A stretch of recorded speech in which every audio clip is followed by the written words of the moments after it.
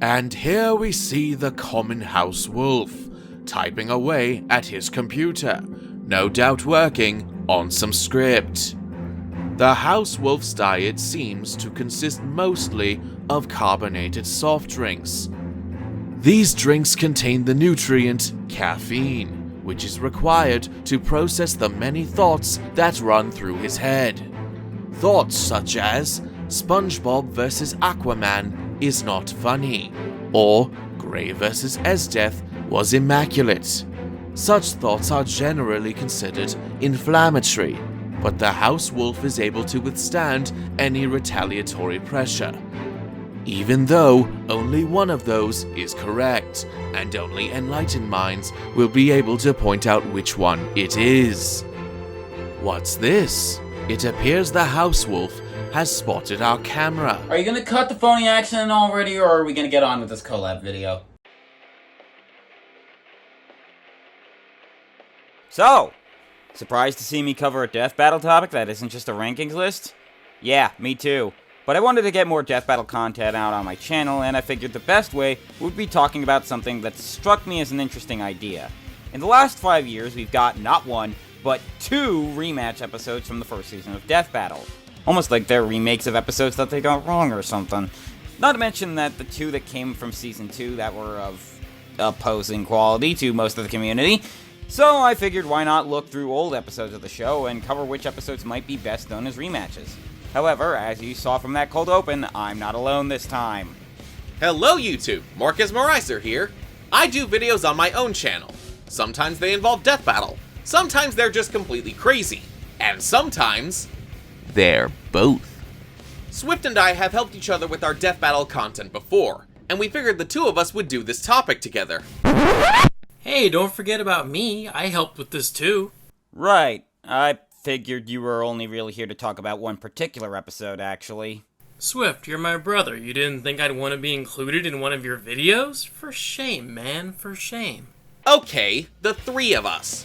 But before we start doing the world's worst cover of Fuzzy and Blue, we need to set some ground rules for the video. First off, we only looked at episodes from what we like to call old school Death Battle, aka Death Battle episodes where they were still figuring out all the rules and research methods and stuff. For us, that cut off with the end of Season 3, since that season was more of a transitioning season between old school and modern seasons. Anything beyond that feels like they need a lot more time or a massive shift in research focus before we can even consider redoing them. From there, we cut out any episodes that were just plain jokes, with one exception, as well as any episode where one of the combatants has already come back for an episode since their first appearance. That would include all of these. Sorry to the 3 people that want a Deadpool vs. Pinkie Pie rematch, but we're not talking about it. I'm lying, of course. We're not sorry at all. That left us with about 40 episodes, which seemed like a lot, so we went looking a little further to see which ones were worth discussing. If it's an episode where at least one character hasn't had anything new that's really affected them, be it their stats, weapons, or what have you, we figured we'd brush it over in a montage, which will be starting now!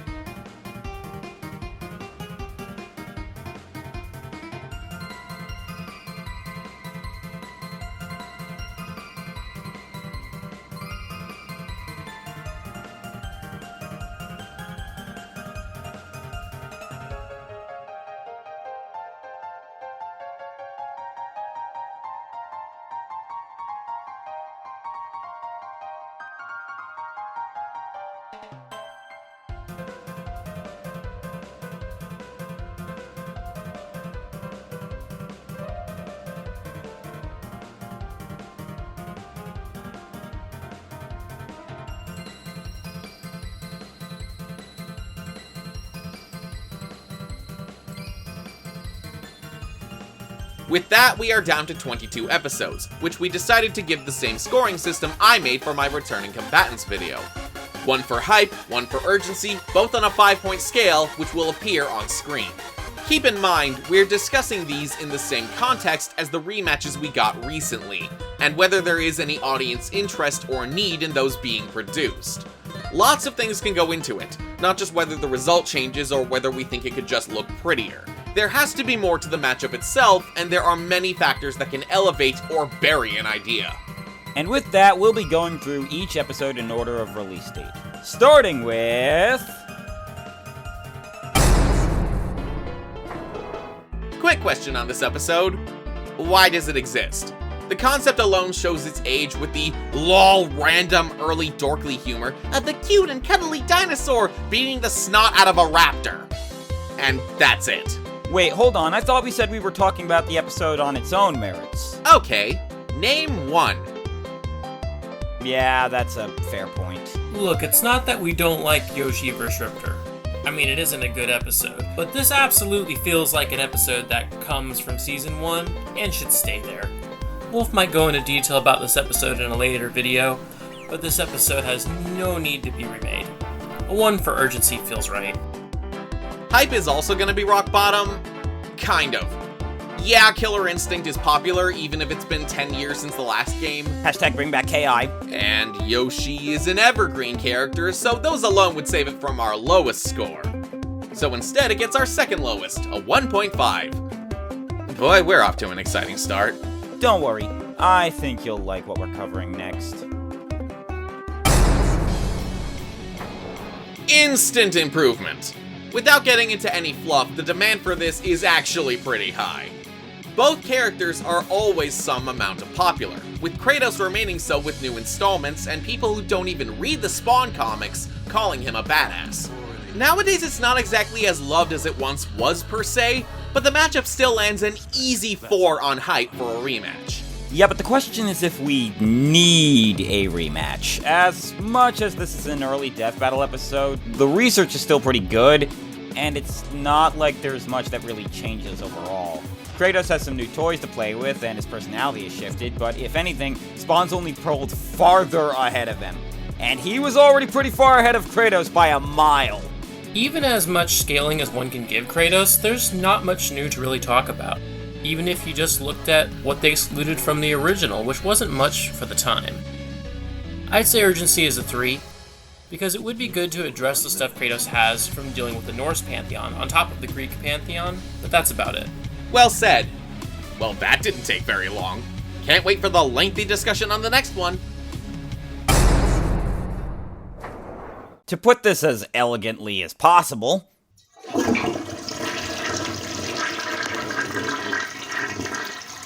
Doesn't it just bring a tear to the eye?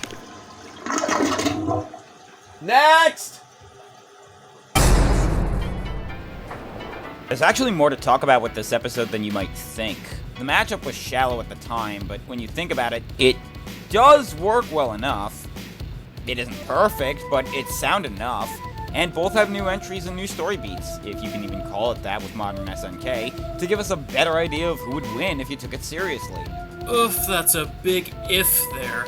Setting aside the question of whether the new games actually offer enough new material to work with, the original episode relied on horny boomstick material way too much, to the point where people legitimately remember the PSA from that episode more than anything else. While we wouldn't be going into that too much here, certain modern episodes do leave us with room for concern, especially when sex appeal is such a defining trait of both combatants. But let's disregard that. Let's assume that any episode here is written well. Would people still want this episode? Honestly, we don't think so. At least, not all that much. People have moved on and want other characters from both series, along with other fighting game mainstays like KI and Tekken, that they'd probably take a new opponent for either. It would pique curiosity, but not much more than that. So we're gonna split the difference. Urgency-wise, having these two see the light of day again is nice enough, but only as far as a 2.5. And for hype, curiosity alone doesn't get you past a 2, so that's where it stays. And now for something completely different. Hey, I said different, not good. Let's be honest, we debated whether or not to even include this episode since it's technically a joke.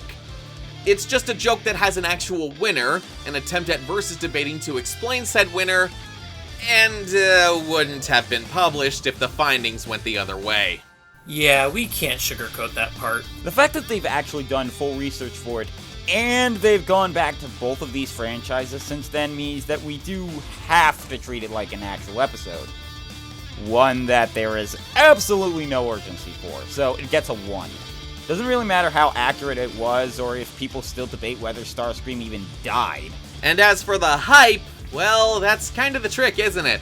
At the time, it was the perfect amount of stupid that people couldn't help but laugh for the moment. But now, it's a no-win scenario. Let's break it down.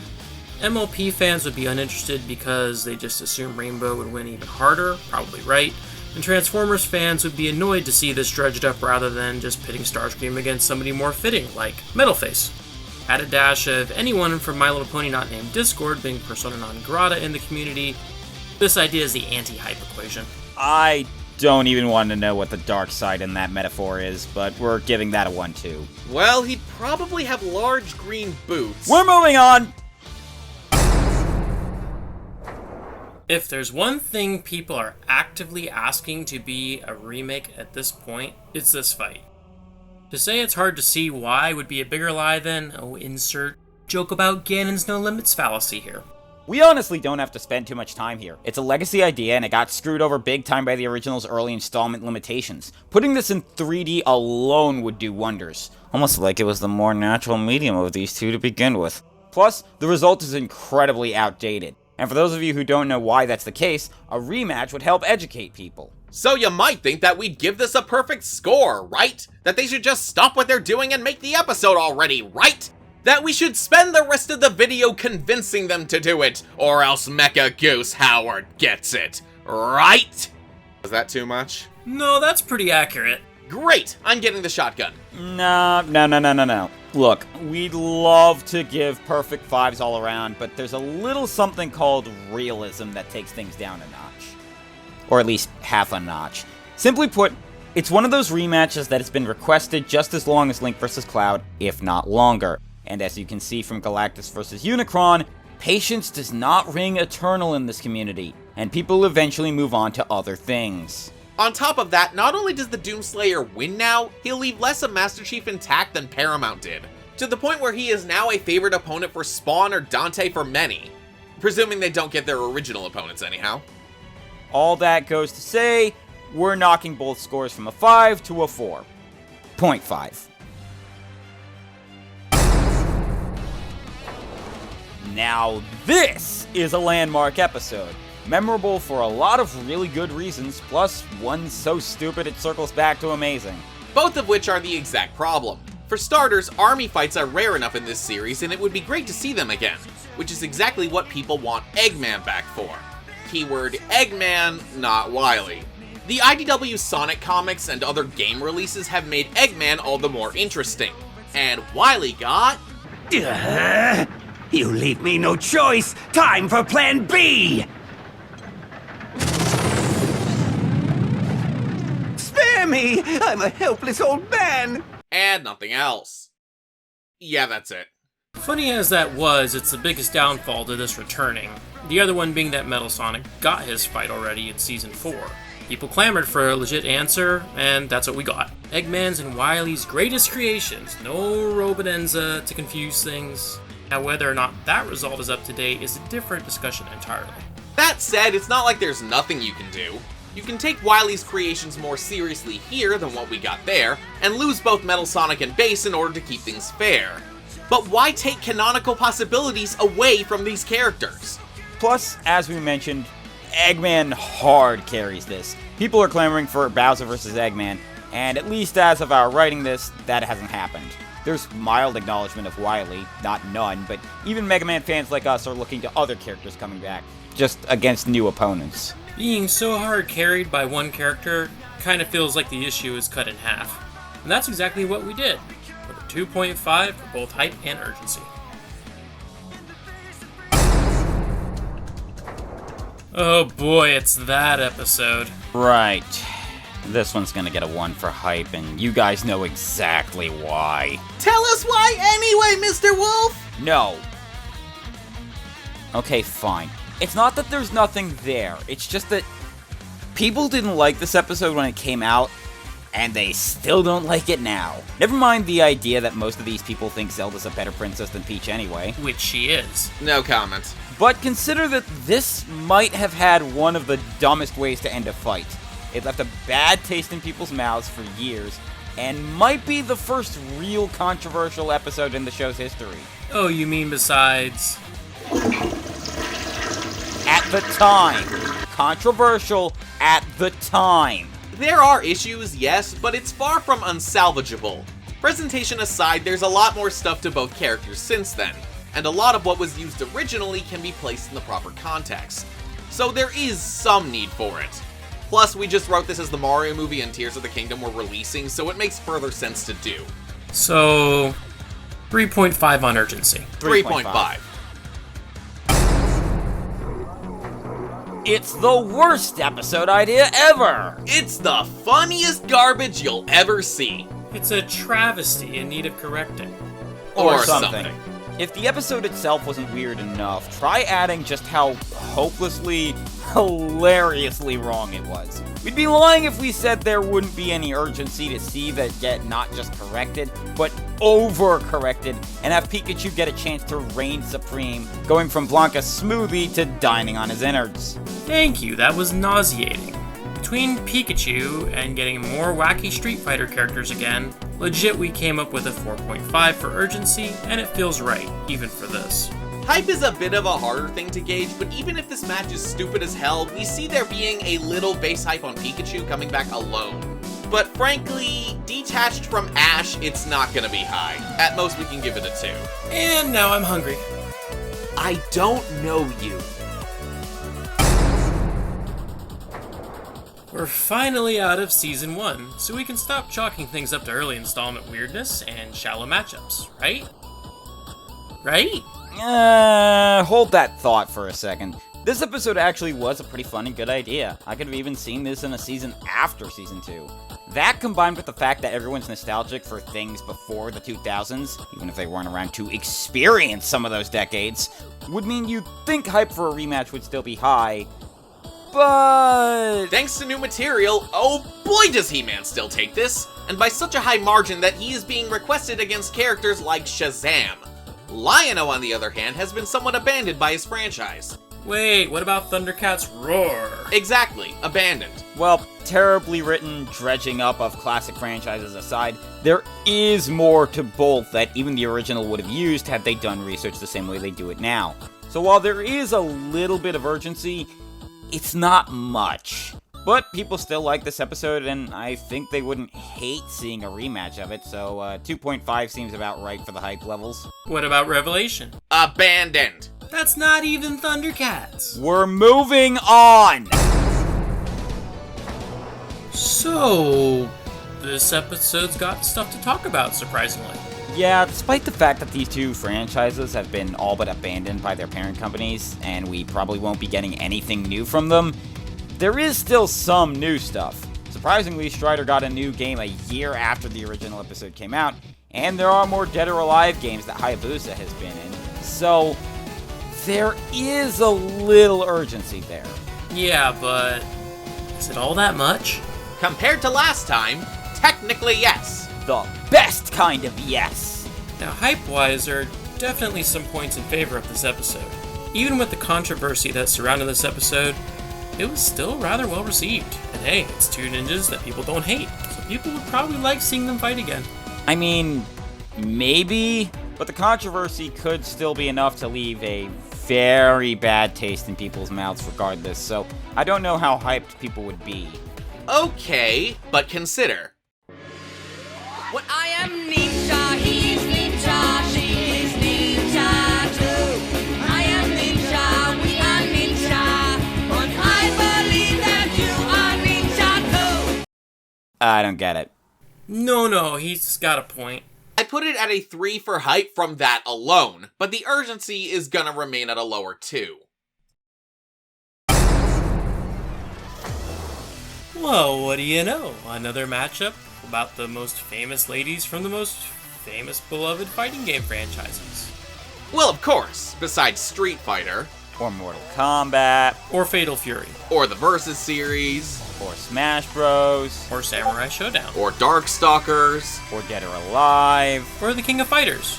Wait, did I say that already? Or Smash Brothers. or Tekken, Or Smash Bros. Or Shaq Fu. You know what? We're getting off track. But hey, it's better than discussing Ivy versus Orchid. well, there's not really any urgency there. I mean, yeah, they have new stuff, technically, but I'm not even seeing people asking for either one to fight anyone else. Maybe Ivy, but her list of other opponents aren't that great. Now that being said, these two are arguably the most popular characters in their franchises. Killer Instinct's relatively small cast means that everybody kind of gets a lot of love. But you're honestly telling me that Ivy isn't the face of Soul Calibur? She's like Scorpion in that regard. The most popular character in their fighting game, despite not being the main protagonist. Philosophical conversations on Soul Cal's equivalent to Ed Boon aside, we really can't give this one props. A 3 for hype comes entirely from people happy to see the franchises again, and a 1 for urgency comes from literally everything else. Or Smash Bros. Whoa, focus! Sorry. I'm going to abstain from the topic of this fight due to past trauma. You guys go ahead. So who gets all his stuff? I heard that! Honestly, it's not that easy to knock this rematch down, as an idea at least. After Mario vs. Sonic 2, there's a lot of people wanting the same for Luigi vs. Tails. There are plenty of reasons why not, but the interest is there. Call it logical, call it stupid, it's there. But really, Mario vs. Sonic's remake kinda made Luigi's vs. Tails not all that necessary, doesn't it? I mean, I actually prefer both of the sidekicks over the main hero counterparts anyway, but it feels like we'd be treading over the same ground. If not in research, then definitely in style. Heck, the ideal way to animate this would be to use the exact same sprite sheets. Yeah, that really knocks the hype down a notch, even if giving Luigi another shot on the show knocks it back up. But we also have ideas like Luigi vs. Pac-Man or Tails vs. Coco, I guess, that have some popularity. I mean, the Mario vs. Sonic rematch does add some urgency to this. Kind of the same way Virgil vs. Sephiroth gave some urgency bringing back the Final Fantasy VII cast, so that is in there in this episode's favor at least. A 2.5 on hype seems fair. Maybe a touch generous, but that's the power of Ouija. And for urgency, 3.5. Speaking of Final Fantasy, how do you think Swift's gonna react to it when we get to that episode? What episode? That one. Yeah, totally. Oh yeah. The one from the Unholy Death Battle Trinity. That alone does mean there is both a little urgency and some lack of hype to redoing this. Kirby carries this one hard. No sugarcoating the subject, especially since if we do, he might eat us. Kirby's win being contentious before meant that some people might not be as hyped to see him, but we're not comparing to whether the original was right or not. Since his appearance on the show, Kirby's had like 5 new games, 2 or 3 remakes of previous games, and had his rival/best frenemy in King Dedede been featured on a modern season episode of the show to make the research into the Kirby series more accurate. And Boo, meanwhile, has Fit Boo. And that's it. Fit Boo? Is he stronger than normal Boo? Does he have a new power set? I don't know. Does he have anything other than just being a potential new clone in Budokai 4? We don't know! 2's for both hype and urgency, honestly, and that's me being generous because of Kerbo. Poyo. Do people actually like this matchup for the characters themselves, or just the series as a whole? Or even that much? Do you mean TH? I'm getting the shotgun. No. Well, maybe. The meme Phil here is trying to convert back into an earworm is legitimately the most impressive thing about this episode. At least that's what a lot of people say. I've gone on the record that I'm not too fond of the joke. It's certainly the most memorable thing, other than I guess a joke that Blaze Blue is complicated, while then proceeding to get the basics of what is being presented in the games entirely wrong. Really? What'd they get wrong?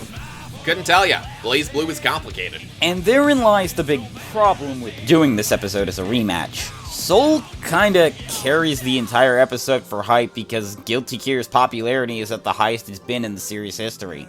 Ragna does have some stuff, but any hype he might give is immediately betrayed because of how they treated BlazBlue being only slightly better than in Felicia vs. Taukaka.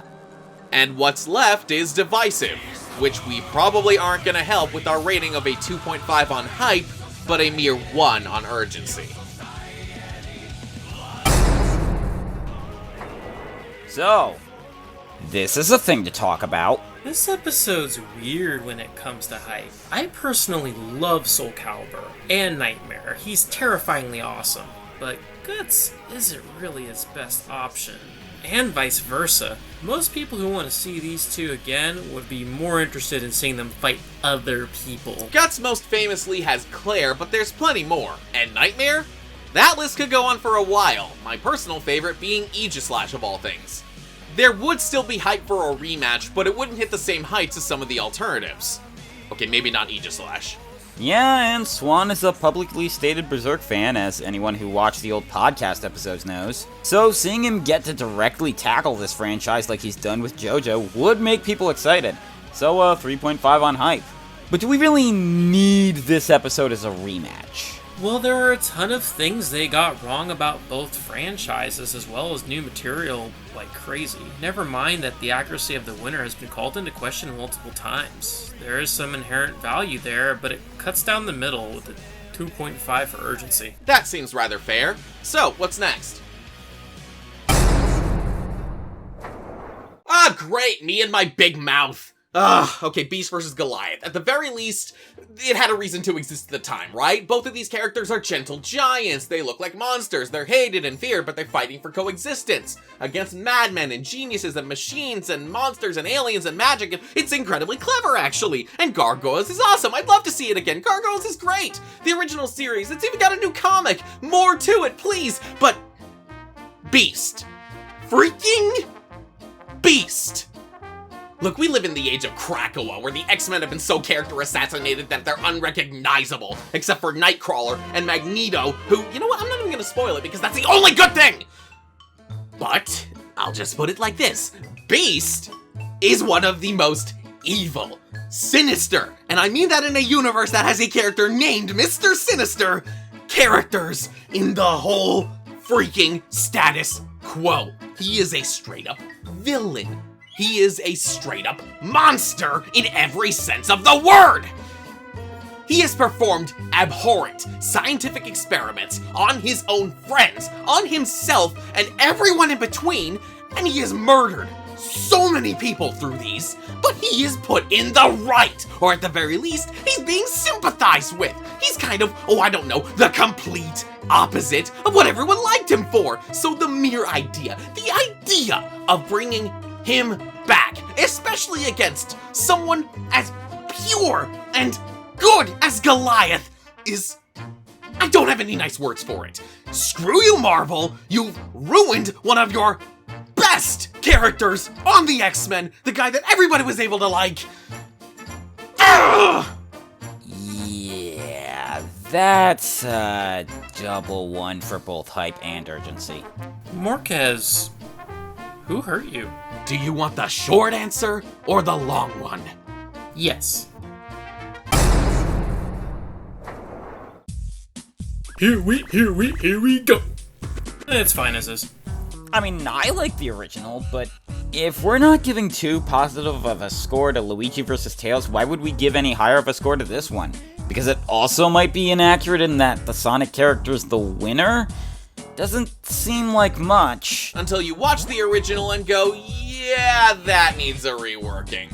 Urgency is pretty up there based on the enduring popularity, contentious result, and oh god, that DK sprite. Why does DK look like that? I've watched this episode several times since my original ranking list, and I genuinely can't give you an answer other than they just put DK's head onto the sprite of something completely unfitting for his body.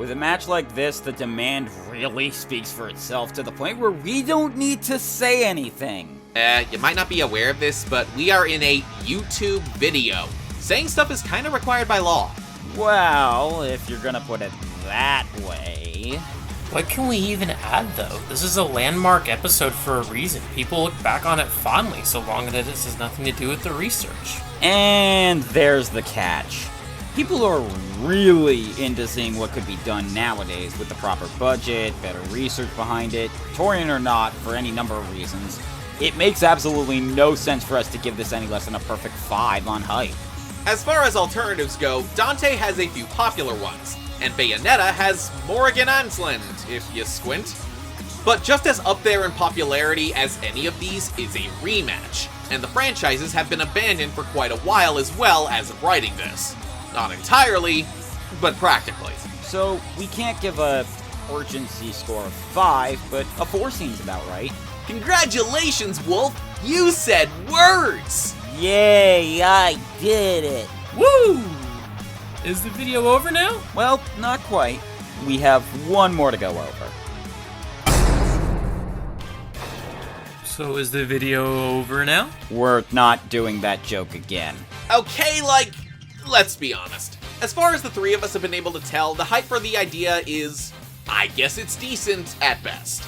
As cool as Ken and Terry are, hype remains no higher than a 2, as no one can really give a reason why they ought to do it. Hence, no one is interested. What keeps this from the bottom is the fact that the result might have been wrong, maybe, and that in both Street Fighter 6 and the upcoming whatever the heck SNK is making, the character evolution might make this work. Keyword, might. Because even after this goes out, we still probably won't know for sure. Yeah, uncertainty doesn't help urgency, does it? You could make an argument for a 1.5, but we're sticking to a 1 for this. Are you okay? Why, yes, thanks for asking. Good. Here's a big one. Buster Wolf! No.